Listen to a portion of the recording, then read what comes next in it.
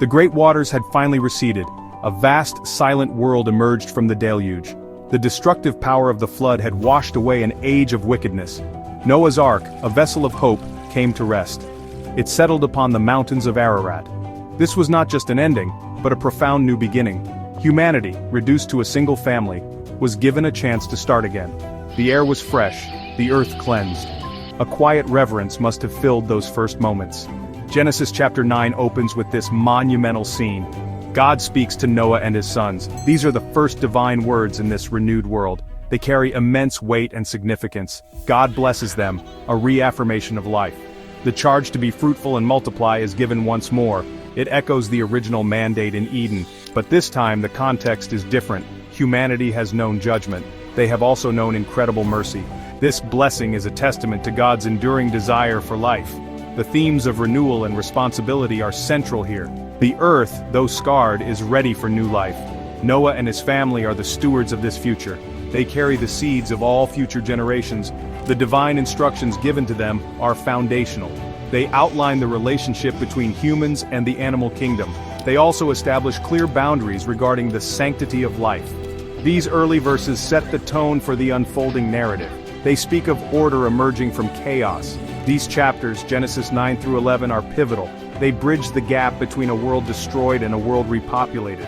We witness the immediate aftermath of a global cataclysm. We see how God reestablishes his connection with humanity. The narrative moves swiftly. It goes from a single family to the origins of nations.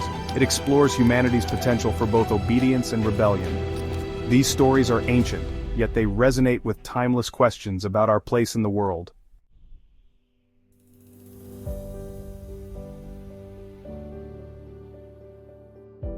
Central to this new beginning is the concept of a covenant.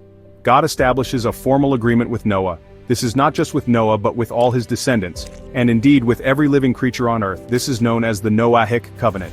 It is a promise of preservation and stability. It marks a significant moment in God's relationship with creation. The idea of a covenant, a binding promise from God, becomes a recurring theme. It shapes the entire biblical story. The core of this covenant is a solemn promise from God. He declares that he will never again destroy the earth with a flood. The waters will no longer rise to cover all lands. This assurance was vital for Noah and his family. They had witnessed unimaginable destruction. The fear of its return must have been palpable. God's promise offered security. It provided a foundation upon which to rebuild their lives. It was a declaration that life would continue, sustained by divine faithfulness. To seal this everlasting covenant, God provides a sign. He sets his bow in the clouds. The rainbow becomes the visible symbol of this promise. It is a beautiful, ethereal reminder of God's mercy. When the clouds gather and rain falls, the bow will appear. It serves as a reminder to both humanity and to God himself. It speaks of peace after the storm. It transforms a weapon of war, the bow, into an emblem of grace. This imagery is powerful and enduring. This covenant did more than just promise safety from another global flood. It established a new framework for existence. It acknowledged the ongoing presence of sin in the world, yet it affirmed God's commitment to his creation. Life would continue under his watchful care. The seasons would follow their course. The natural order would be maintained. This covenant laid the groundwork for all future interactions between God and humanity. It was an act of pure, unconditional grace offered to a fragile world.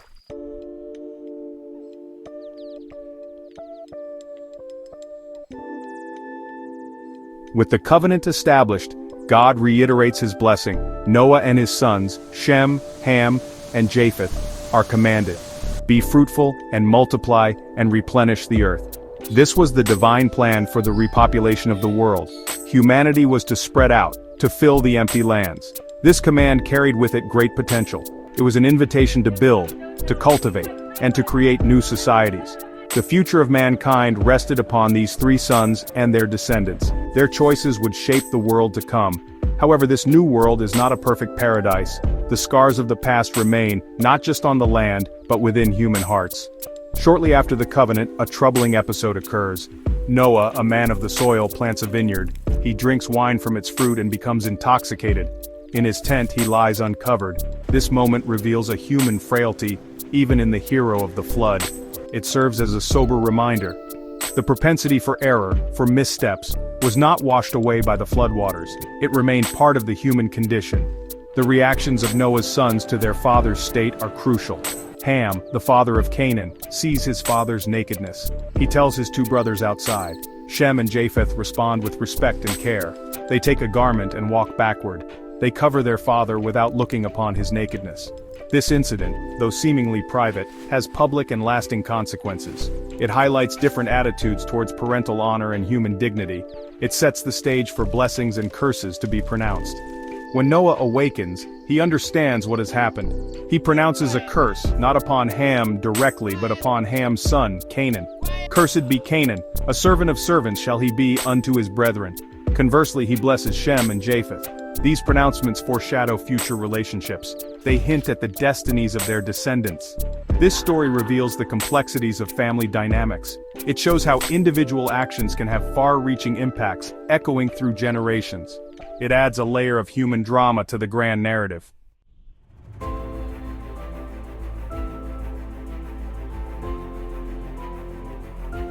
Following the incident in Noah's tent, the narrative shifts. Genesis chapter 10 unfolds like an ancient map. It is often called the Table of Nations. It details the descendants of Shem, Ham, and Japheth. It lists the families, clans, and peoples that emerged from Noah's sons. This chapter fulfills God's command to be fruitful and multiply. It describes the gradual spread of humanity across the earth. Each name represents a lineage, a people group, a future nation. It is a picture of burgeoning diversity. Then Genesis chapter 11 introduces a new development. The whole earth was of one language and one speech. As people journeyed from the east, they found a plain in Shinar. They decided to settle there. United by a common tongue, they conceived an ambitious project. They said, let us build us a city and a tower, whose top may reach unto heaven. They wanted to make a name for themselves.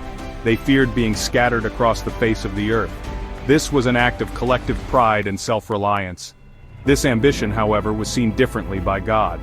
The Lord came down to see the city and the tower. He observed their unity and their purpose. He recognized that with their shared language, nothing would be restrained from them. To curb this unchecked human ambition, God intervened. He said, "Let us go down, and there confound their language, that they may not understand one another's speech." So the Lord scattered them abroad from thence upon the face of all the earth. The building of the city ceased. It was named Babel, because there the Lord confused the language. These chapters, 9 through 11, are thus a profound exploration. They chart humanity's course after the flood. From a covenant of peace to the curse on Canaan, from the orderly expansion of nations to the defiant construction at Babel, they reveal God's unwavering commitment. But also, humanity's persistent tendency towards self-will. The scattering at Babel creates the diverse linguistic and cultural landscape of the world. It also sets the stage for God's next major act. From this scattered humanity, he will choose one man, Abram. Through Abram, a new plan for blessing all nations will unfold.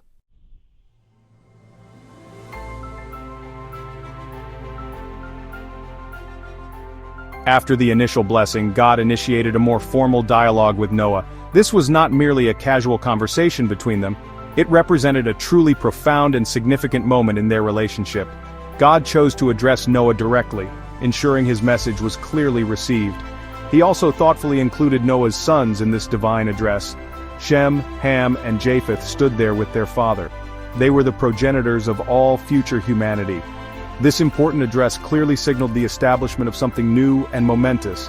A completely new chapter in God's intricate relationship with his entire creation was about to unfold before them. The world, freshly cleansed by the flood, awaited this communication, which would set the tone for its future existence and God's interaction with it. The divine speech itself is recorded with an air of great solemnity and importance. The scriptures state, "And God spake unto Noah and to his sons with him, saying." These opening words introduce a divine proclamation of immense weight. The covenant that God was about to establish was not intended for Noah alone. It was designed to extend far beyond him, encompassing his lineage and all his descendants who would come after him. This is an absolutely crucial detail to comprehend.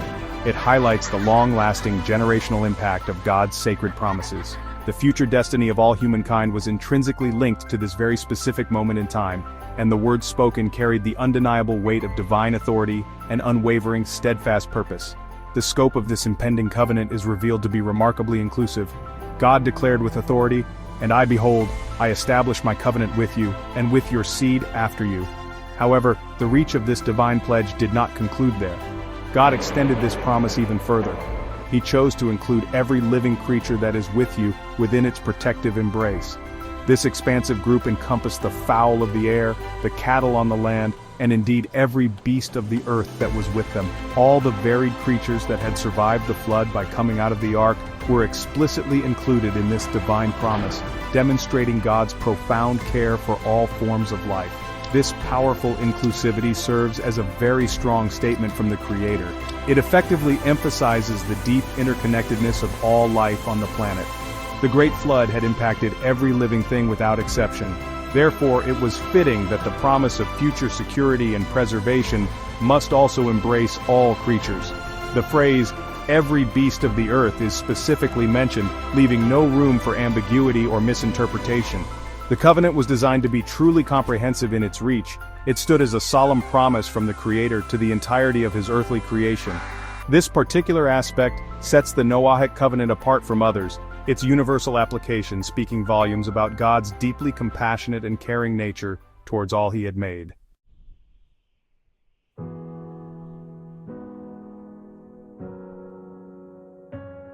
At the very core of this divine covenant lies a truly monumental and reassuring promise. God clearly and unequivocally states His divine intention for the future. "And I will establish my covenant with you," He affirmed once more. This deliberate repetition serving to emphasize its absolute certainty. Then followed the specific assurance that humanity, and indeed all creatures, desperately longed to hear from their Maker. "Neither shall all flesh be cut off any more by the waters of a flood." This was the ultimate reassurance they needed. The immense trauma of the recent global cataclysm was still fresh in their minds. The lingering fear of its potential recurrence would undoubtedly have been a heavy and constant burden for them to bear. The promise God made was definitive, clear, and utterly unambiguous in its wording. The awesome destructive power of a global flood would not be unleashed upon the earth again by His hand. "Neither shall there any more be a flood to destroy the earth," the Lord declared. This particular part of the promise focuses specifically on the planet itself, ensuring its continuity. The earth, as a habitable place for life, is thereby secured from such devastation. This assurance was vitally important for Noah and his family as they faced the future. They had been tasked by God to be fruitful and multiply. They needed the profound confidence that their diligent efforts to rebuild and repopulate would not ultimately be in vain. This solemn commitment from God marks a profound and significant shift in His dealings. While human nature, as evidenced before the flood, might still be prone to sin and error, God's responsive actions would change. He declared that He would not resort to such an all-encompassing and destructive judgment again. This, of course, does not imply a complete absence of consequences for wrongful human actions. However, it does definitively mean that the entire earth will not face total annihilation by water again. This divine promise established a new and stable baseline for God's ongoing interaction with the world. It revealed a divine patience and a capacity for long-suffering that was truly remarkable. The careful repetition within the verse itself serves to underscore the promise's paramount importance. God states that all flesh will not be cut off by floodwaters. He also states that the earth will not be destroyed by a flood. These parallel statements powerfully reinforce the central message. They leave absolutely no room for doubt or misinterpretation. For Noah's family, who had personally witnessed the entire known world submerged beneath the waters, these divine words were the essence of life itself. They could now look forward to rebuilding their lives, cultivating the land, and raising their families with newfound hope. They could do so without the constant paralyzing fear of another global deluge hanging over them.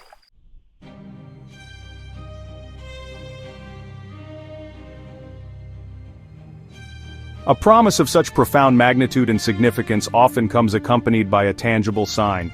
God, in His wisdom, understands the inherent human need for visible, concrete reminders of spiritual truths. And God said, "This is the token of the covenant which I make between me and you," He announced. He spoke clearly of a visible symbol that would endure. This token was intended to serve as a perpetual and unwavering witness to His promise. It was established not just for Noah's generation, but for perpetual generations. The sign was not meant to be a temporary fixture. It was carefully designed by God to endure through time, to speak meaningfully to all future ages of humanity and creation. The chosen sign for this everlasting covenant is truly breathtaking in its natural beauty and elegant simplicity. "I do set my bow in the cloud," God declared to Noah and his sons. The rainbow, a familiar and wondrous natural phenomenon, is thus imbued with profound divine meaning.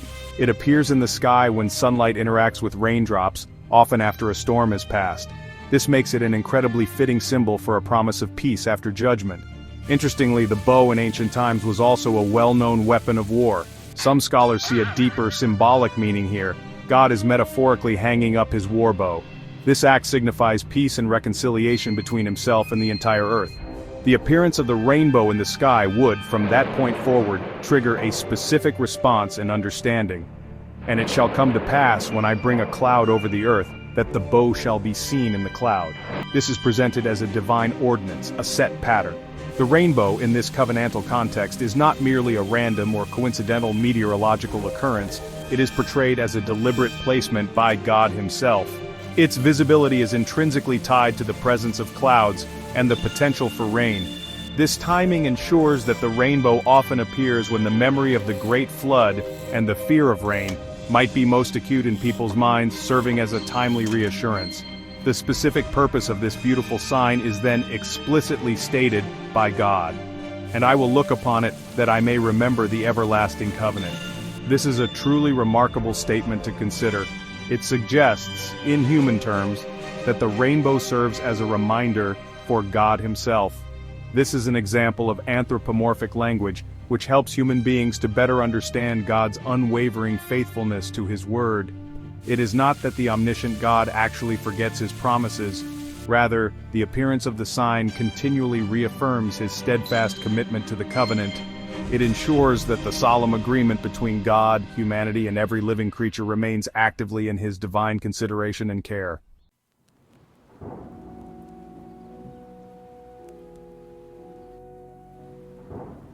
An enduring vow, God's everlasting remembrance. The profound concept of an everlasting covenant is absolutely central to this significant passage of Scripture. God takes care to emphasize this enduring and permanent quality of his promise, "And the bow shall be in the cloud, and I will look upon it, that I may remember the everlasting covenant," he reiterated. The term everlasting speaks clearly of permanence and unceasing continuity.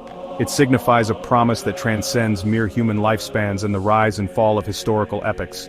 This was not intended to be a temporary truce or a short-term agreement. It was established by God as a perpetual promise, designed to last for all time. This profound assurance was crucial for establishing long-term stability and fostering trust between humanity and God. This everlasting covenant is very specifically defined by God in its scope. It is established between God and every living creature of all flesh that is upon the earth. The universal reach of this promise remains a key feature. Every bird in the sky, every animal on the land, and every human being is included within its protective embrace. This comprehensive inclusion powerfully reinforces the idea that all life is deeply valued by God. The rainbow, therefore, acts as a constant visible seal of this inclusive and unending promise. It stands as an enduring testament to God's unwavering fidelity. His divine word, once it has been given, stands firm and unshakable through all ensuing ages, providing a sense of cosmic order and security. The act of God remembering his covenant is deeply significant in this context. It is not to imply that the almighty, all-knowing God is somehow capable of being forgetful. Instead, the concept of remembering in biblical language often implies more than mere recollection. It signifies acting upon what is remembered. Therefore, when God remembers his covenant, he actively upholds it. He diligently maintains the conditions of the promise he made. The rainbow, in its appearances, serves as a kind of trigger for this ongoing divine action.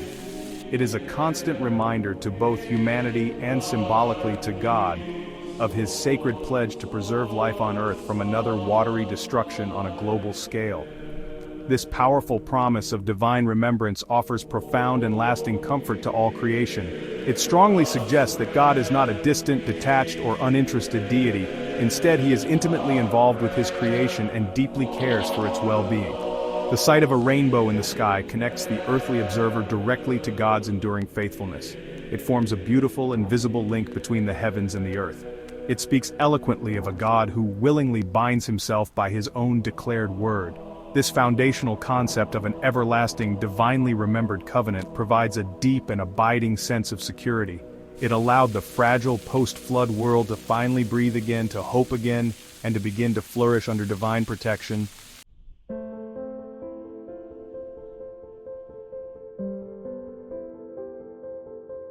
Life renewed in trust, the covenant's assurance for generations. God concludes his momentous pronouncement concerning the covenant with a powerful and clear affirmation. And God said unto Noah, "This is the token of the covenant which I have established between me and all flesh that is upon the earth." This final statement effectively reiterates all the key elements of the agreement. It specifically names Noah as the human recipient and representative. It clearly identifies the rainbow as the designated token or sign of this promise, and it emphatically confirms the all-encompassing nature of the covenant, extending to all flesh. It serves as a divine seal upon the entire agreement, ensuring that the message is unambiguous, concise, and leaves absolutely no room for any future misunderstanding. For Noah and his immediate family, these divine words were far more than just a simple promise. They formed the very foundation of their new world, their new beginning. They had, after all, survived an unparalleled cataclysmic event that had wiped out everything and everyone they had ever known. The psychological impact of such an experience must have been truly immense and deeply challenging. This covenant, with its beautiful and tangible sign of the rainbow, offered them profound healing and comfort. It allowed them to begin to move past the trauma of the flood. It gave them the divine permission and the confidence they needed to invest their energies and hopes in the future, knowing God was with them. The far-reaching implications of this sacred covenant stretch much further than Noah's own immediate family and his lifetime. It effectively established a stable and predictable environment in which human civilization could once again develop and grow. The regular patterns of nature, the reliable cycle of the seasons, sowing and reaping, cold and heat, summer and winter, day and night, would continue as God had ordained. God pledged that he would not interrupt these fundamental rhythms with another devastating global flood.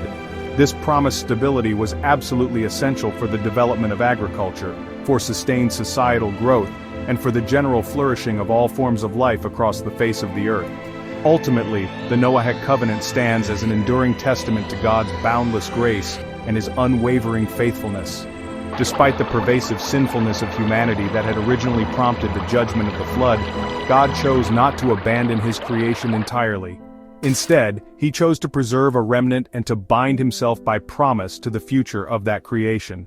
The rainbow therefore remains a universally recognized symbol of hope and divine promise. It serves to remind all people, in all places and throughout all times, of this ancient and foundational pledge. A pledge of preservation from global deluge, a pledge of peace from God, and a pledge that God always remembers his commitments.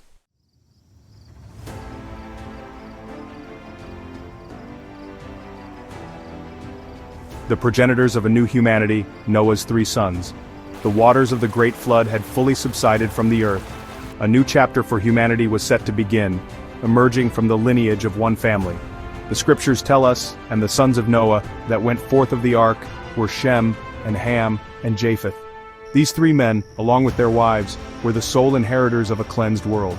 They carried the immense responsibility of repopulating the earth.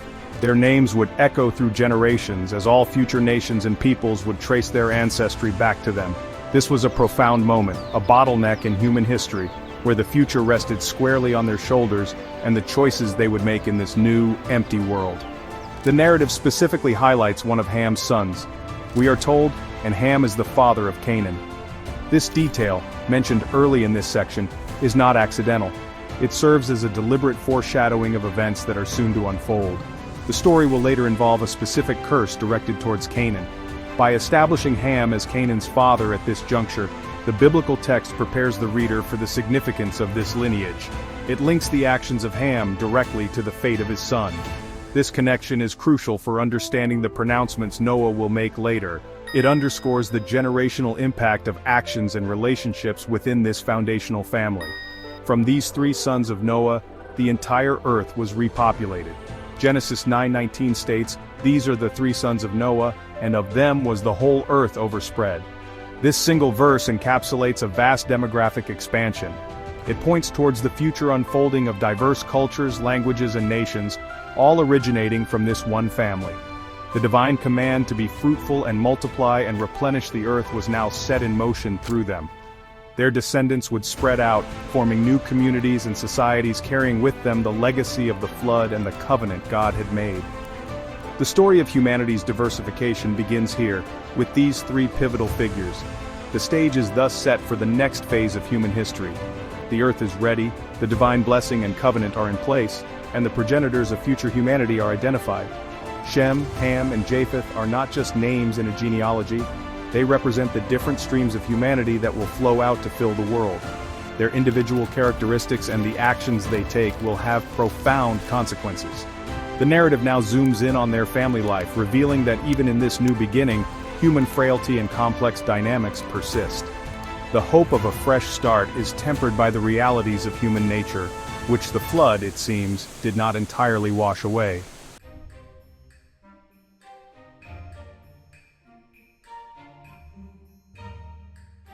Section 2. The Earth Renewed, Noah, the Husbandman, and his Vineyard. After the immense ordeal of the flood and the ark, Noah returned to the familiar rhythms of life. The scripture tells us, "And Noah began to be an husbandman." This simple statement signifies a return to normalcy, to the cultivation of the earth. Noah, a man who had built an ark to God's specifications, now turned his hands to tilling the soil. This act of farming was essential for survival and for re-establishing a settled existence. It demonstrated a faith in the future, a belief that the earth would once again yield its bounty.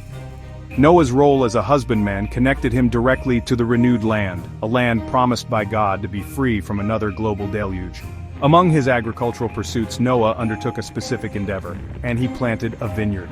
Vineyards require time and care to establish and mature. The act of planting a vineyard suggests an intention to settle, to invest in the land for the long term. Wine, the product of the vineyard, was a common part of life in the ancient world. It was used in celebrations, as a daily beverage, and sometimes in religious contexts. Noah's vineyard represents a step towards rebuilding not just sustenance but also the cultural aspects of life that had been swept away. It was a symbol of hope and the re-emergence of human industry and craft on the cleansed earth. The vineyard, however, also becomes the setting for a lapse in judgment. The text continues, "And he drank of the wine and was drunken." The fruit of Noah's labor, the wine from his own vineyard, led to his intoxication. This detail is presented factually, without immediate condemnation but setting the stage for what follows. It shows Noah, the righteous man who found grace in God's eyes, in a moment of vulnerability and human weakness. Even this hero of faith was not immune to excess. This incident serves as a powerful reminder that the potential for missteps remained, even in a world so recently purified and under a new covenant. The consequence of his drunkenness was that he was uncovered within his tent. In his inebriated state, Noah lay exposed. This state of undress, particularly for a patriarch within his own dwelling, was a significant matter in the cultural context of the time. It represented a loss of dignity and a moment of extreme vulnerability. The privacy of the tent was breached by this unintentional self-exposure. This sets the scene for the differing reactions of his sons and the subsequent events that would shape their futures. The vineyard, a symbol of new life and sustenance, paradoxically led to a moment that would bring shame and division.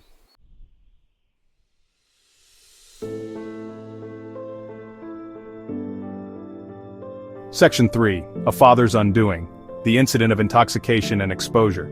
The narrative takes a significant turn as Noah lies intoxicated and exposed within the sanctuary of his tent.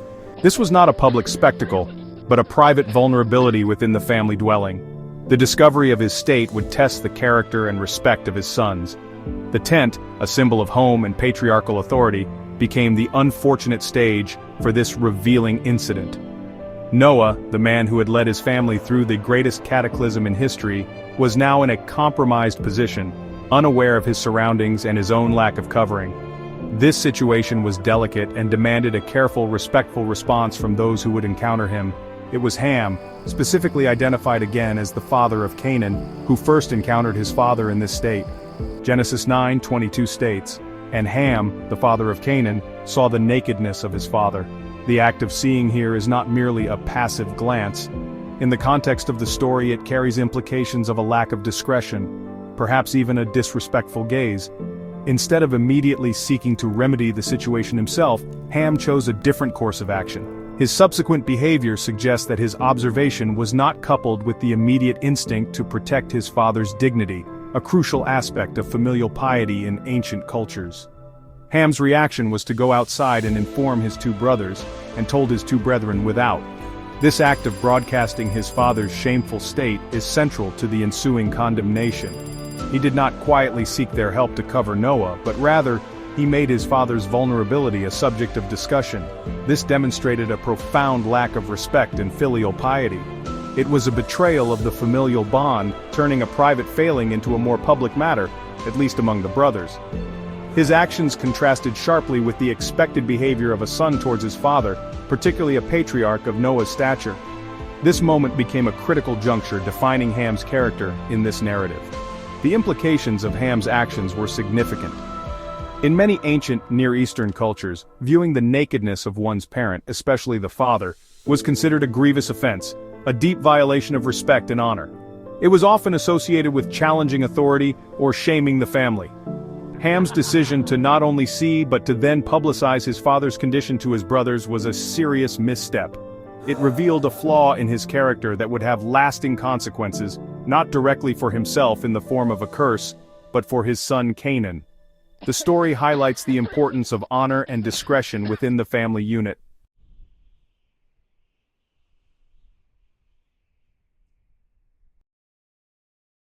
Section 4. Divergent Paths. The actions of Ham, Shem, and Japheth. In stark contrast to Ham's behavior, Shem and Japheth responded with remarkable sensitivity and respect. Upon hearing of their father's condition, they took immediate and thoughtful action. The scripture details their response. And Shem and Japheth took a garment, and laid it upon both their shoulders. Their approach was collaborative and purposeful. They shared the responsibility of rectifying the situation, demonstrating unity in their respect for their father.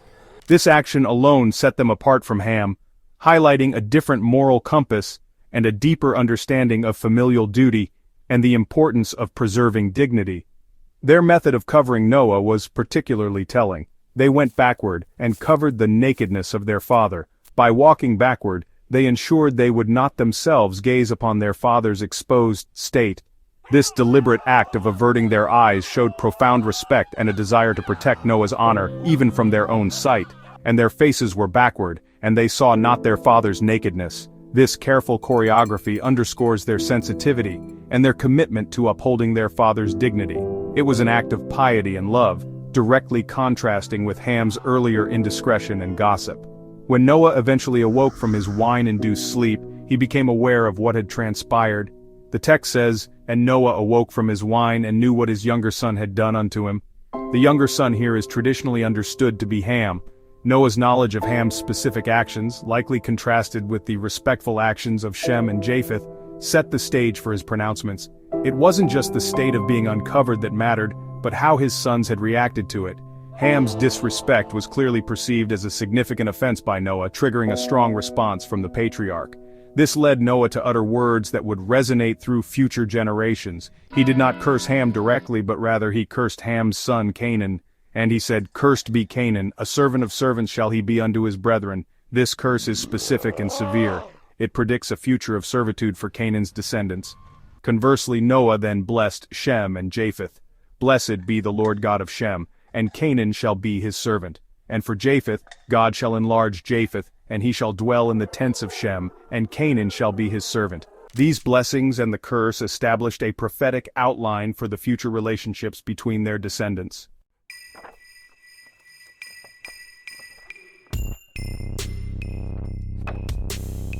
The pronouncements made by Noah, the curse upon Canaan and the blessings upon Shem and Japheth, carried immense weight within the patriarchal context. A father's words, especially in such a foundational family, were believed to have the power to shape destiny.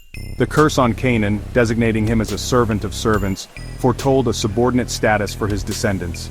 This has been a passage historically subject to much interpretation and, unfortunately, misinterpretation. In its immediate narrative context, it establishes a hierarchy and predicts future conflicts and power dynamics among the peoples who would descend from Noah's sons in the land that would later bear Canaan's name. Following this dramatic family incident and the weighty pronouncements, the narrative provides a brief summary of Noah's remaining life. And Noah lived after the flood 350 years. This long lifespan emphasizes his role as a bridge between the pre-flood world and the new world. He witnessed the beginnings of humanity's repopulation and the early formation of distinct lineages through his sons. His life, marked by righteousness and a unique relationship with God, concluded after seeing many generations emerge. And all the days of Noah were 950 years, and he died. His death marked the end of an era, the passing of the last patriarch who had known the world before the great cleansing. The implications of the curse on Canaan and the blessings on Shem and Japheth extend into the subsequent narratives of Genesis and beyond. The descendants of Canaan, the Canaanites, would become significant inhabitants of the land later promised to Abraham's descendants. The predicted servitude finds echoes in the future conquests and relationships between the Israelites, descended from Shem and the Canaanite peoples. The blessing on Shem is particularly noteworthy, as it includes the phrase, "Blessed be the Lord God of Shem," which is seen by many as pointing towards the special covenantal relationship God would establish with Shem's lineage through whom Abraham and ultimately the Messiah would come. This entire episode, from Noah's vineyard to his final words to his sons, serves as a somber reminder of human fallibility and the enduring consequences of actions. Even in a world reborn, the seeds of discord and the complexities of human relationships persisted. The story underscores themes of respect, honor, and the profound impact of parental words. It sets a complex stage for the unfolding history of the nations. The lines drawn in Noah's tent would, in many ways, shape the boundaries and interactions of peoples for centuries to come, illustrating how deeply personal actions can cast very long shadows across the landscape of history.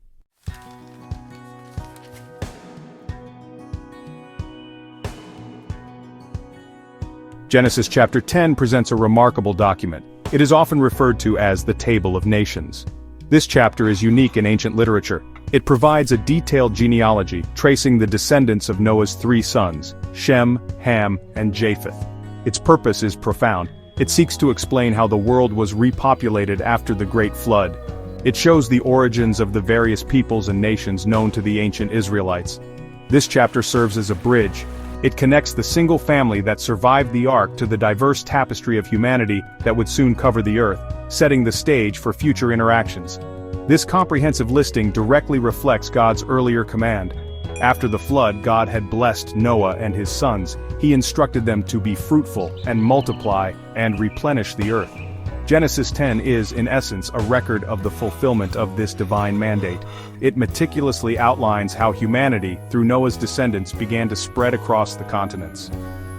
Each name mentioned in this chapter represents not just an individual, it often signifies a clan, a tribe, or even an entire nation that would bear the name of its founder. This chapter shows God's plan for an inhabited world unfolding methodically.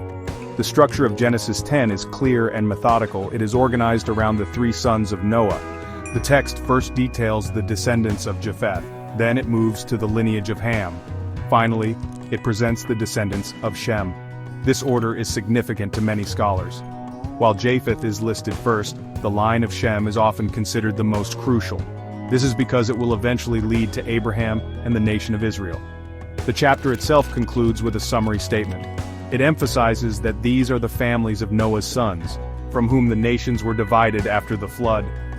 This chapter is far more than a dry list of ancient names. It functions as a kind of ethnographic and historical map from an ancient perspective. It provides a framework for understanding the relationships between different people groups. It gives a sense of order to the world's populations as understood by the biblical writers.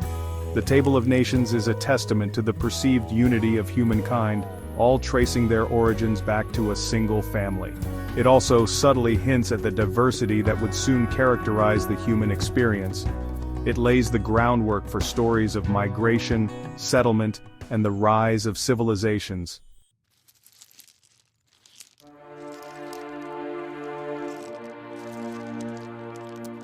The Table of Nations begins by detailing the lineage of Japheth, Noah's son. The blessing Noah pronounced upon Japheth was, "God shall enlarge Japheth." This statement is often interpreted as a prophecy of the wide dispersion and significant influence of his descendants. The names that follow are linked to peoples who generally inhabited regions to the north and west of ancient Israel. These were the peoples often found along the coastlands of the Mediterranean Sea and stretching into Europe and parts of Asia Minor. Japheth's line represents a significant branch of humanity, fanning out to populate vast territories in the ancient world. The sons of Japheth are listed as Gomer, Magog, Madai, Javan, Tubal, Meshech, and Tiras. These names have been associated by historians and biblical scholars with various ancient peoples. For example, Gomer is often linked with the Sumerians. Magog is sometimes connected with Scythian tribes. Madai is generally understood to refer to the Medes, who later formed part of the Persian Empire. Javan is widely recognized as the progenitor of the Greeks or Ionians. Tubal and Meshech are frequently associated with peoples in Anatolia or modern-day Turkey. Tiras is less certain, but some connect this name with Thracians or maritime peoples of the Aegean. The account then delves deeper into the descendants of one of Japheth's sons, Javan. The sons of Javan were Elisha, Tarshish, Kittim, and Dodanim.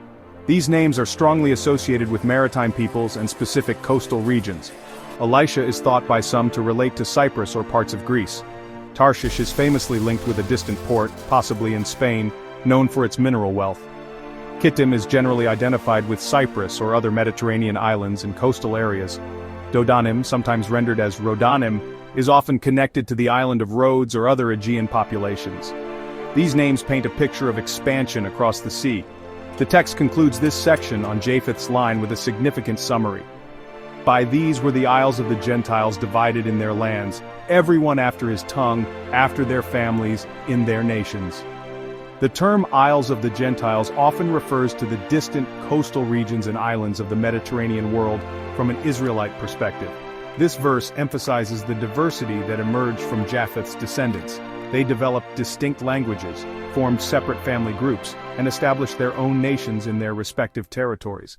It signifies a divinely ordered dispersion, fulfilling the command to fill the earth, reaching even the far-flung coastlands.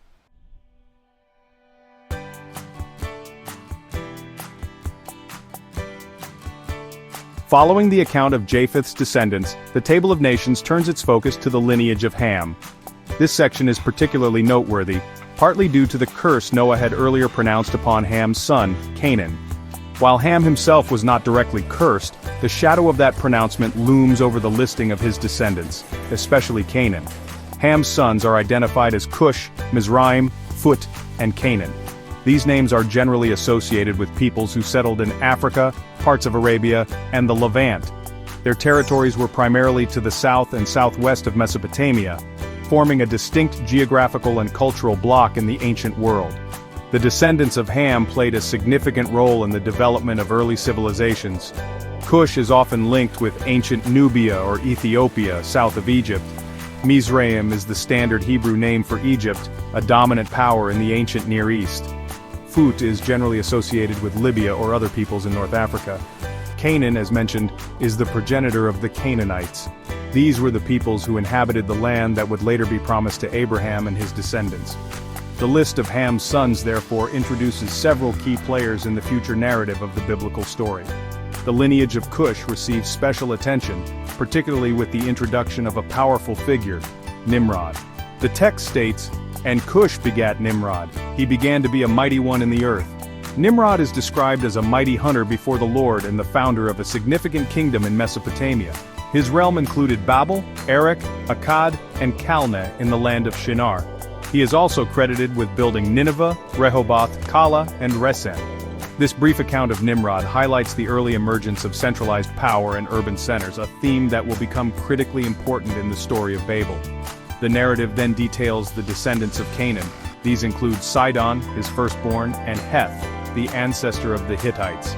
It also lists the Jebusite, the Amorite, the Girgasite, the Hivite, the Archite, the Sinite, the Arvadite, the Zemarite, and the Hamathite. These groups formed the various Canaanite tribes that inhabited the land of Canaan. The text even defines the borders of their territory, from Sidon towards Gerar, near Gaza, and then eastward towards Sodom, Gomorrah, Admah, and Zeboim, near Lasha. This detailed description of Canaanite land sets the geographical stage for Israel's later exodus and conquest, fulfilling Noah's prophecy concerning Canaan.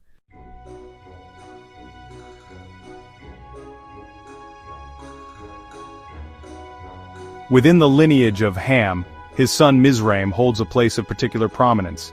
Mizraim is the Hebrew name consistently used in the Old Testament to refer to the land and people of Egypt.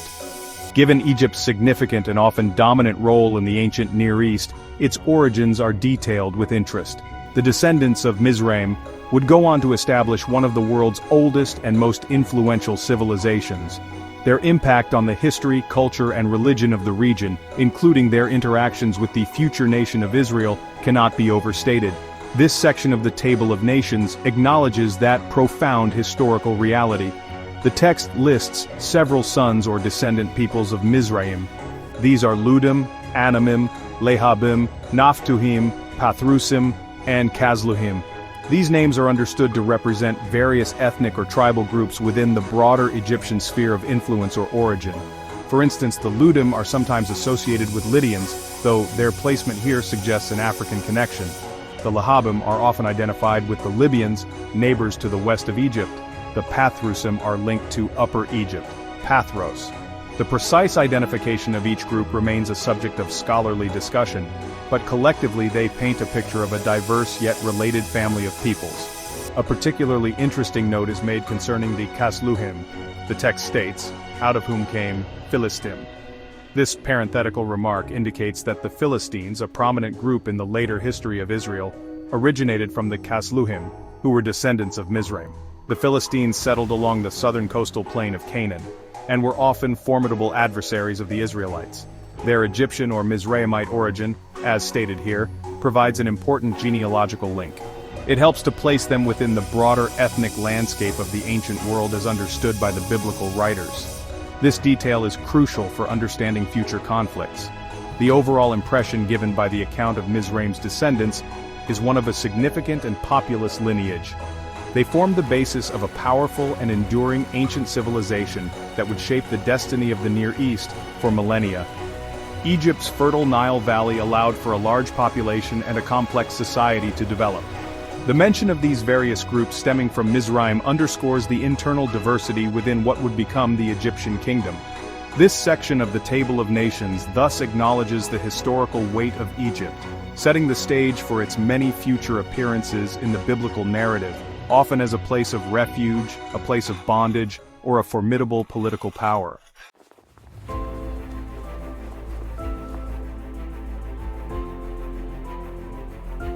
The Table of Nations then proceeds to the descendants of Shem, the third son of Noah. Shem's lineage is presented with particular care, and holds special theological significance within the biblical narrative. Noah's blessing upon Shem was, "Blessed be the Lord God of Shem."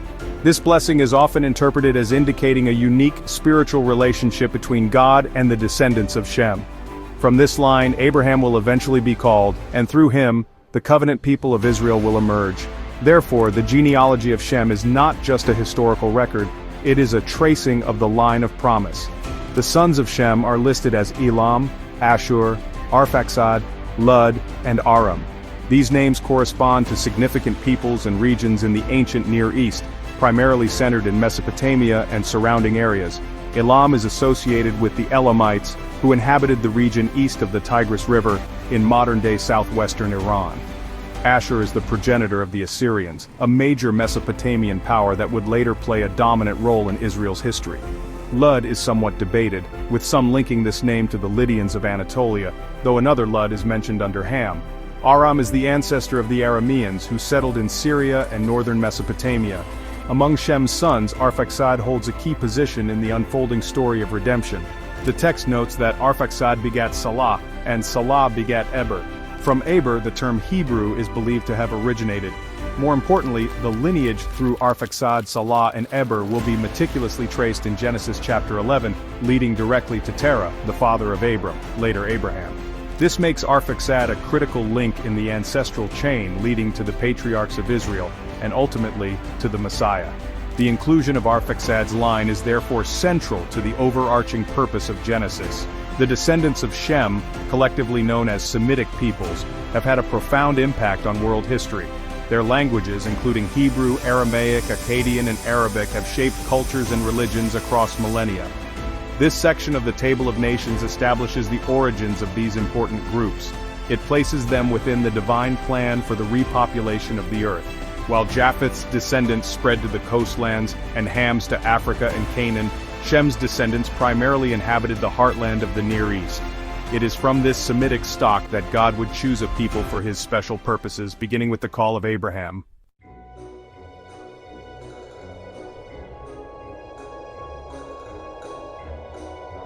Section 6. A world-defined territories, tongues, and divine order. As the Table of Nations concludes its detailed listings for Japheth, Ham, and Shem, a recurring formula is used. For each major branch, the text summarizes their dispersion after their families, after their tongues, in their lands, after their nations. This phraseology is highly significant. It underscores that the division of humanity was not a chaotic or random event. Instead, it occurred along structured lines: familial, linguistic, geographical, and political. This framework suggests an underlying order to the diversity of human societies as they began to emerge and spread across the face of the earth. This chapter effectively explains the existence of diverse peoples and languages from a common ancestry. It presents a world where differentiation has occurred, yet all humanity shares a single origin in Noah's family. It is important to note that Genesis 10 precedes the account of the Tower of Babel in Genesis 11, which describes the confusion of languages. Some scholars see Genesis 10 as a general overview of nations that developed over time, with Genesis 11 providing a specific cause for linguistic diversity. Others view chapter 10 as anticipating or summarizing the results of the Babel event. Regardless, chapter 10 paints a picture of a world already showing distinct cultural and linguistic groups. There is a profound sense of divine superintendence in this orderly cataloging of nations. God's command to Noah and his sons to be fruitful, multiply, and fill the earth is shown to be actively fulfilled. The spreading of peoples into their allotted territories, each developing their own family structures and tongues, is portrayed as part of God's design for the world. It is not a picture of fragmentation born of rebellion, at least not at this stage of the narrative. Rather, it is a depiction of the natural and divinely guided process of human expansion and diversification. This chapter establishes a sense of global order before the narrative moves to the specific act of pride at Babel. Ultimately, Genesis chapter 10, the Table of Nations, serves a crucial purpose in the biblical narrative. It provides a global context for the stories that follow. It establishes the identities and origins of the peoples who will interact with Israel and play roles in God's unfolding plan of salvation. From this broad canvas of humanity, the narrative will progressively narrow its focus. It will zero in on one particular lineage from Shem leading to Abraham. Through Abraham and his descendants, God will initiate a covenant relationship intended to bring blessing to all the families of the earth, a promise that finds its roots in this very catalog of nations.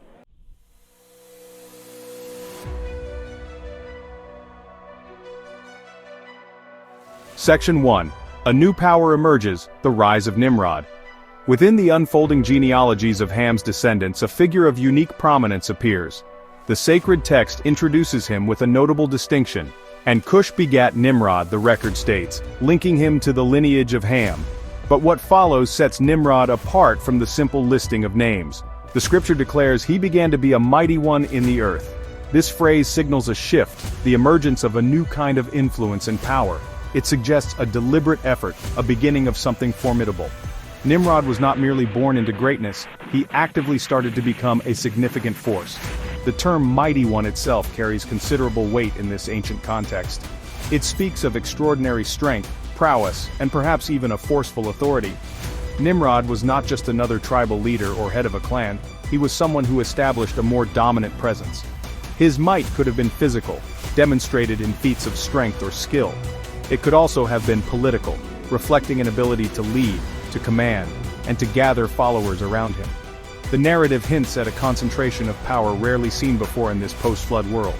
He was a figure who commanded attention and respect. This emergence of a mighty one so early in the repopulation of the earth is a significant development. It introduces themes of human ambition and the consolidation of power. While God had commanded humanity to be fruitful and spread across the earth, Nimrod's story suggests a different impulse. It points towards the gathering of people and the establishment of centers of control. His story marks the beginning of human empire building. This was a new dynamic in the relationship between humanity and the divine plan. It was a path that would have profound consequences. Nimrod's ascent represents a pivotal moment in the early history of mankind. He was not content to simply exist within the established patterns of familial or tribal life. He initiated a change, becoming a figure of exceptional power and renown. The phrase "in the earth" emphasizes the widespread nature of his influence. His might was not confined to a small locality, but was recognized on a broader scale. This sets the stage for his subsequent actions. These actions would involve not only legendary exploits but also the founding of cities and the establishment of the first recorded kingdom after the flood.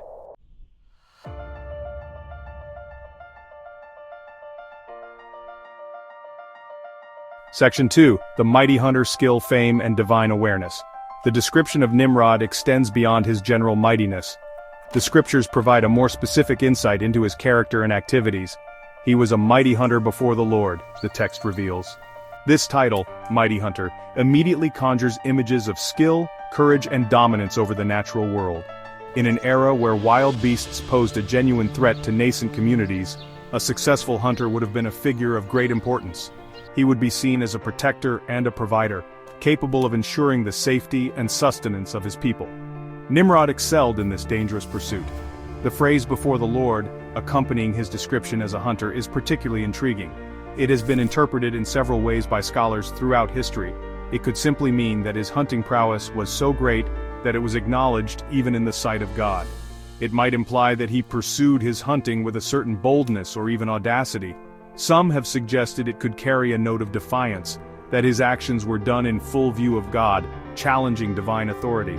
Others see it as a neutral statement, indicating his activities took place under God's sovereign gaze, like all human endeavors.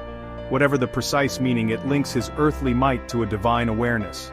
Nimrod's reputation as a hunter became legendary, so much so that it passed into common speech as a proverb.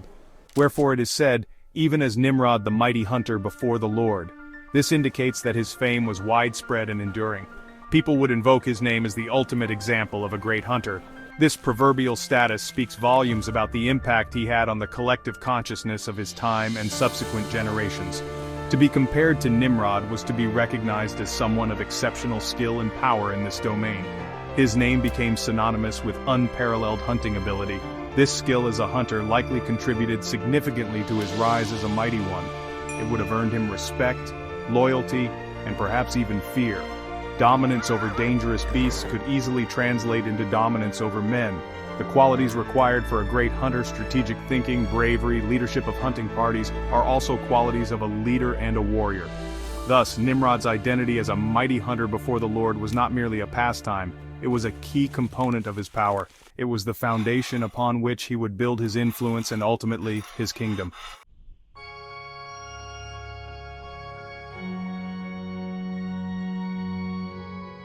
Section 3. The Birth of Kingdoms. Nimrod's cities in Shinar. Nimrod's impact was not limited to his personal prowess as a hunter. He transitioned from a renowned individual to a founder of organized societies. The scripture explicitly states, "And the beginning of his kingdom was Babel." This is a momentous declaration. It marks the first mention of a kingdom in the Bible after the flood. It signals a new form of human organization, a centralized political entity with a defined ruler. Nimrod was not just a chieftain, he was a king. He established a domain over which he reigned, collecting people into urban centers under his authority. His royal enterprise began in a specific geographical area, in the land of Shinar. This plain in Mesopotamia, between the Tigris and Euphrates rivers, would become a cradle of civilization. The first city of his kingdom, Babel, is particularly significant. This city would later become infamous as the site of the Tower of Babel. Its foundation by Nimrod links him directly to this ambitious project of human unity and self-aggrandizement. Babel was the heart of his initial domain, the seat of his emerging power. It represented a concentration of people and resources under his rule. But Babel was not the only city in Nimrod's foundational kingdom. The text continues, listing other urban centers, and Erech, and Akkad, and Calneh, all in the land of Shinar. Erech, also known as Uruk, was a major ancient Sumerian city. Akkad, or Akkad, became the capital of the Akkadian Empire under Sargon the Great. The precise location of Calneh is less certain, but its inclusion indicates another significant settlement. The establishment of multiple cities demonstrates a strategic approach to governance and control. It suggests a network of power centers solidifying Nimrod's rule over the region of Shinar. This act of city building was revolutionary for its time. It represented a move away from a purely nomadic or scattered agrarian existence. Cities offered protection, fostered trade, and allowed for the development of specialized crafts and administration. However, they also concentrated power in the hands of rulers like Nimrod. The beginning of his kingdom in Shinar, with these prominent cities, set a precedent. It was the dawn of urban civilization and imperial ambition in the post-Diluvian world. This marked a significant step in human social and political development, one that would shape history for millennia.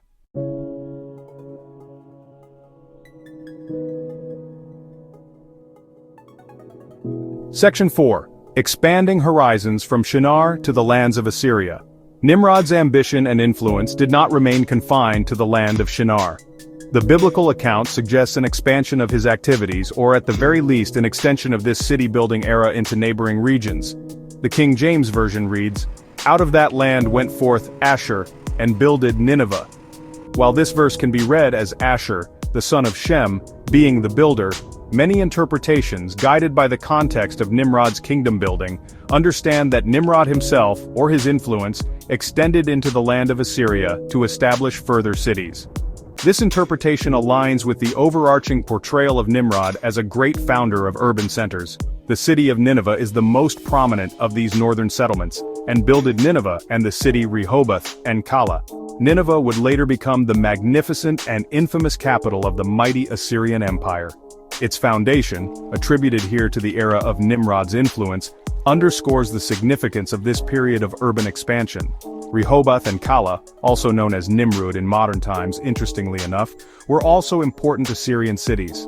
The founding of these urban centers in the northern Mesopotamian plains demonstrates a clear pattern of development and consolidation of power beyond Shinar's original borders. The text also mentions another significant city in this northern expansion, and Resen between Nineveh and Calah, the same as a great city. The explicit description of Resen as a great city emphasizes its importance and scale. It suggests a thriving urban center, further testament to the resources and organizational capabilities behind these building projects.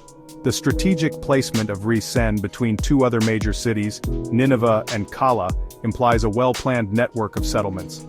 This created a powerful core in the land that would become known as Assyria, a future rival to Babylon. This expansion, whether directly by Nimrod or by others inspired by his model, signifies a growing sphere of influence. The establishment of these major cities, Babel, Erech, Akkad, Calneh in the south, and Nineveh, Rehoboth, Calah, and Resen in the north, represents a monumental achievement in urban development for that ancient period. Nimrod, as the initial mighty one and founder of the First Kingdom, is intrinsically linked to this wave of city building. His legacy is one of power, hunting prowess, and the establishment of the earliest kingdoms and urban landscapes that would define Mesopotamian civilization and impact the course of human history.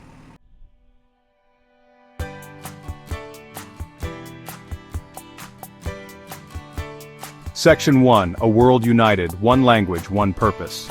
In the early days after humanity began to multiply once more, a remarkable unity existed. The sacred text of Genesis tells us, and the whole earth was of one language and of one speech. Imagine a world without language barriers. Every person understood every other. Ideas could flow freely and common goals could be easily shared. This linguistic unity fostered a deep sense of shared identity among the people. They were not yet divided by culture or dialect. They were, in a practical sense, one global community, able to communicate seamlessly with one another, fostering an environment of unparalleled cooperation and shared understanding. This single language was a powerful tool. It enabled efficient collaboration and concerted action. Instructions could be given and received without misunderstanding. Complex plans could be formulated and executed with everyone on the same page. This shared speech was more than just words, it was the bedrock of their collective strength. It allowed them to think as one, to dream as one, and to act as one cohesive unit. The potential held by such a unified populace was immense. Their ability to work together, unhindered by the confusion of tongues that would later define the human experience, was a unique feature of this particular era in history. The narrative continues, describing their movements. And it came to pass as they journeyed from the east, that they found a plain in the land of Shinar, and they dwelt there. This migration eastward led them to a vast, fertile expanse. The land of Shinar, located in ancient Mesopotamia, offered resources and space. It was an inviting place for a growing population to settle and establish a permanent community. The journey itself suggests a collective decision, a people on the move together, still bound by their common tongue and shared purpose, seeking a place to call home and build their future. Their decision to settle in Shinar was a pivotal moment. This plain, well watered by the great rivers, was ideal for agriculture and for supporting a large, concentrated population. It was here, in this promising land, that their unity and shared language would find a new, ambitious expression. The fertile ground provided not only sustenance but also the raw materials for construction. The choice of Shinar was not accidental, it became the crucible for a grand project. A project that would test the limits of human ambition and prompt a divine response that would forever alter the course of human history and interaction.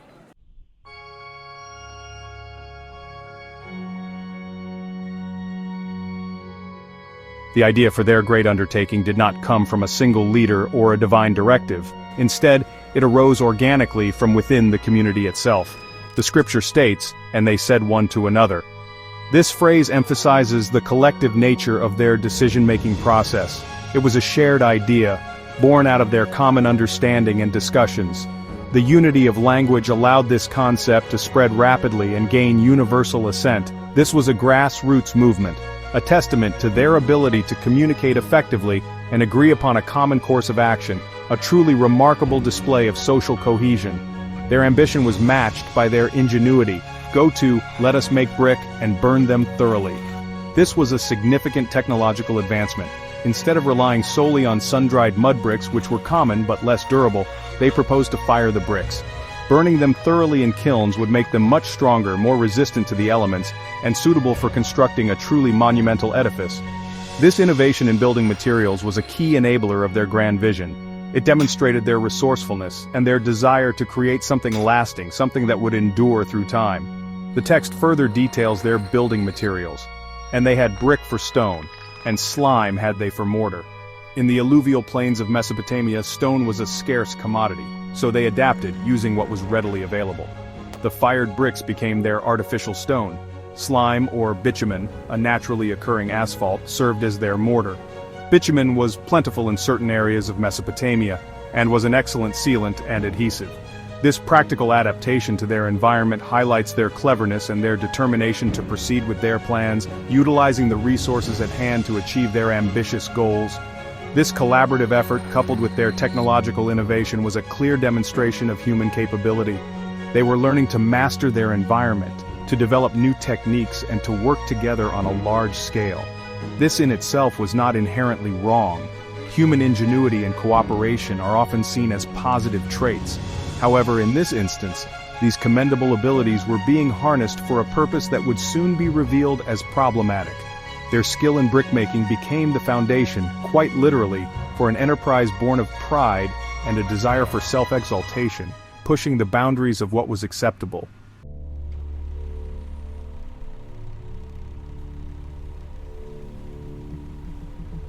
With their materials and methods established, the people declared their ultimate goal, and they said, "Go to, let us build us a city and a tower, whose top may reach unto heaven." This was no ordinary construction project. They envisioned a magnificent city, a testament to their collective power, and at its heart, a tower of unprecedented height, one that seemed to pierce the very sky. This ambition to reach the heavens was symbolic. It represented a desire to ascend, to achieve a godlike status, or at least to bridge the gap between the earthly and the divine on their own terms. Their motivations were explicitly stated. First, and let us make us a name. This reveals a profound desire for fame, for reputation, and for enduring glory. They wanted to be remembered, to leave an indelible mark on the world. This pursuit of a name was about establishing their own significance, their own importance, independent of any divine recognition. It was an act of self-glorification, a collective effort to ensure their legacy would be one of power and achievement, visible to all and celebrated through the ages. This focus on their own renown was a critical element of their thinking. A second equally important motivation was their fear of dispersion. They sought to build this monumental structure, lest we be scattered abroad upon the face of the whole earth. This fear directly contradicted God's earlier command to Noah and his sons to be fruitful and multiply and replenish the earth. which inherently implied spreading out. Their desire was to consolidate, to remain together in one powerful centralized location. This reflected a lack of trust in God's plan for humanity, choosing instead their own strategy for security and unity. Their project was a means of resisting divine will. The city and its towering ziggurat thus became potent symbols. They embodied human pride, a belief in their own unlimited capabilities. They represented a form of unity, but it was a unity forged in defiance of God's instructions, a unity centered on human achievement rather than divine purpose. The tower was a monumental expression of self-reliance and an attempt to secure their own future, to control their own destiny. This grand project, born of one language and one accord, was rapidly heading towards a direct confrontation with the divine order, setting the stage for a dramatic intervention.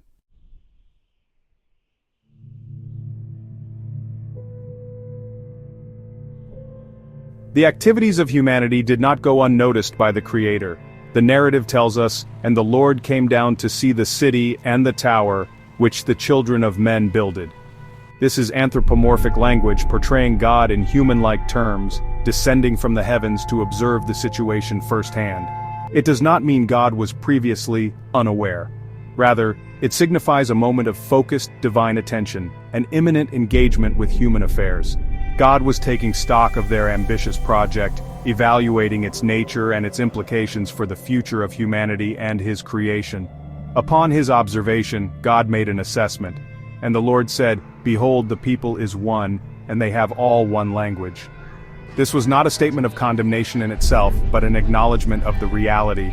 God recognized the source of their immense collaborative power, their unity, and their shared means of communication. He saw clearly how effectively they were working together, how their single tongue enabled them to pool their intellect, their resources, and their labor towards this common ambitious goal. This unity was the very engine driving their rapid progress on the tower. This acknowledgement of their unity led to a profound concern. God continued, "And this they begin to do, and now nothing will be restrained from them, which they have imagined to do." This is a crucial statement. It reveals God's understanding of unchecked human potential when driven by pride and a desire for self-sufficiency. With their current unity and shared language, there seemed to be no limit to what they could conceive and achieve. This power, if misdirected and not aligned with divine will, could lead humanity down a dangerous path, further alienating them from their Creator and His purposes for them. There exists a delicate balance between commendable human achievement and dangerous hubris. God's perspective highlighted this very tension. Human beings, created in God's image, possess remarkable creativity and ingenuity. However, when these gifts are used to defy God, to make a name for themselves apart from Him, or to usurp His authority, they become problematic. God's concern was not about suppressing human potential itself, but about redirecting it from a path of self-destructive pride. The tower was a symptom of a deeper spiritual issue, humanity seeking to elevate itself without regard for divine sovereignty.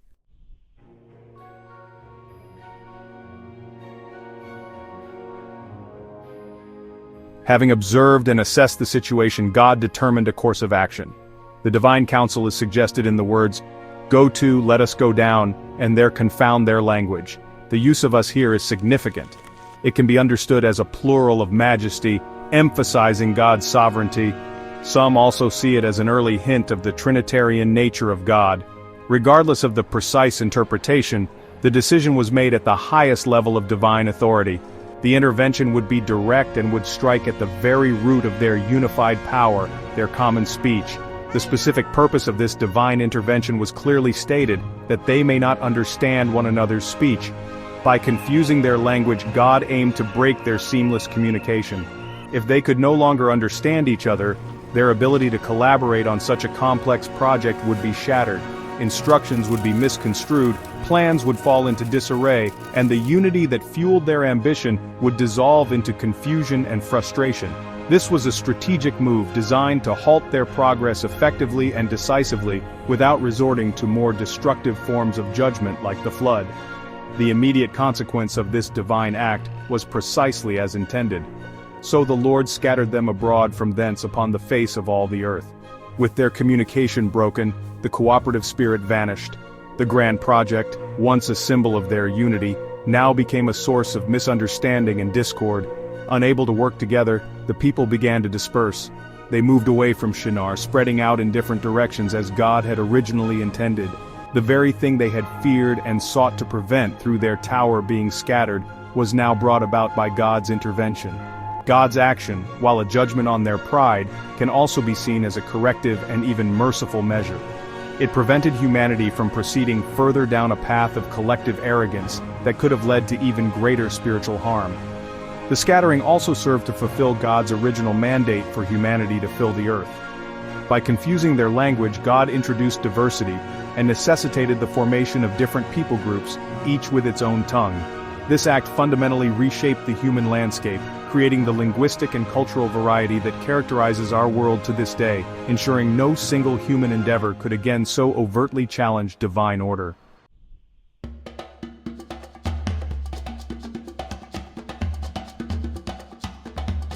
The divine intervention brought an abrupt end to the ambitious construction project. Their grand vision of a city and a tower reaching to the heavens remained unfinished. The once harmonious worksite filled with the noise of incomprehensible babble. The monument to their ambition became a monument to their thwarted plans and the power of divine intervention. Therefore is the name of it called Babel. The name Babel is linked to the Hebrew word balal, meaning to confuse or to mix. Babel became the epicenter of linguistic diversification. From this single point, a multitude of languages emerged, creating barriers to communication. The world would now be populated by peoples of many tongues, and from thence did the Lord scatter them abroad upon the face of the whole earth.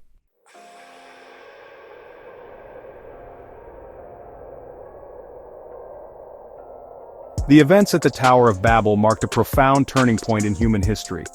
The divine intervention reshaped the global landscape. No longer was humanity a singular unified entity with one voice and one purpose. Instead, a multitude of tongues and cultures began to emerge. This scattering served a divine purpose, fulfilling God's mandate for humanity to fill the earth.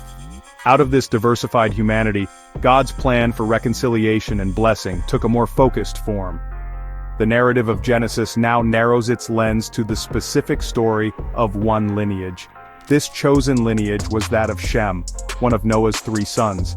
It is through this Semitic line that God would begin to unfold the next phase of his redemptive plan. The scattering at Babel was the prelude to a new and more specific engagement designed to ultimately bless all those scattered nations.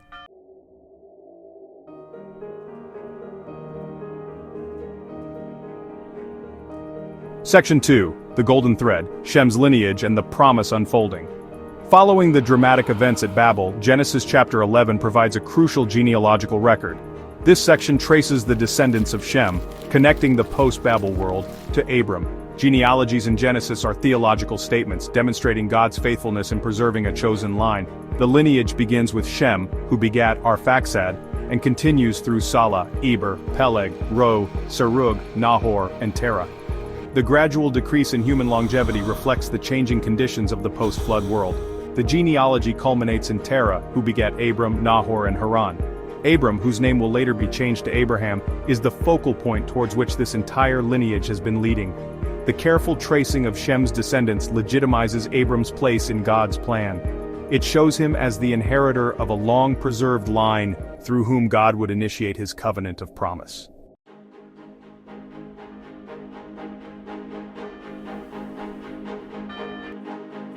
Section 3, Ur of the Chaldees, a family's genesis before the call. The narrative shifts to the family of Terah, providing details about Abram's early life. Terah is presented as the father of Abram, Nahor, and Haran, situated in Ur of the Chaldees. Ur was a prominent Sumerian city, a center of commerce and polytheistic worship. A poignant family tragedy is recorded. Haran died before his father Terah in Ur. Haran's death left behind a son, Lot, who would become a significant companion in Abram's journeys. Abram's marriage to Sarai is noted, and Nahor marries his niece Milcah. However, Sarai was barren. She had no child. This sets the stage for God to work in miraculous ways, demonstrating that his power transcends natural limitations. The family of Terah, dwelling in Ur, is the ordinary human context from which God will call forth an extraordinary destiny for Abram and Sarai.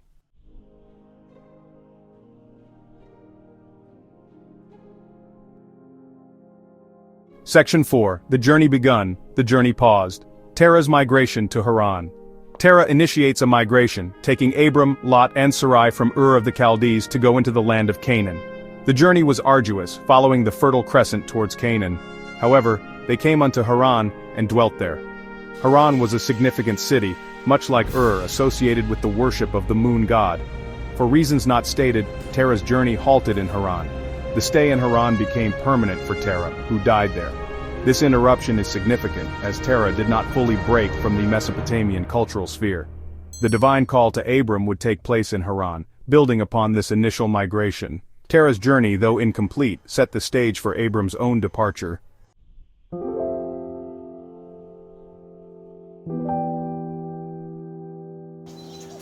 Section 5. On the threshold of promise, anticipating God's next chapter with Abram. The narratives of Genesis chapters 9 through 11 have traversed a vast expanse of human experience, from the renewed hope of God's covenant with Noah to the sobering reality of human frailty. We have witnessed the orderly expansion of humanity and the audacious pride at Babel. These chapters paint a vivid picture of God's unwavering commitment juxtaposed with humanity's persistent tendency towards self-will. The genealogies, particularly the line of Shem, demonstrate a divine patience and a guiding hand. The conclusion of Genesis 11 leaves humanity at a crucial juncture. The line of Shem has been traced down to Terah and his son Abram, who have paused in Haran. Sarai's barrenness presents a humanly insurmountable obstacle to the promise of descendants.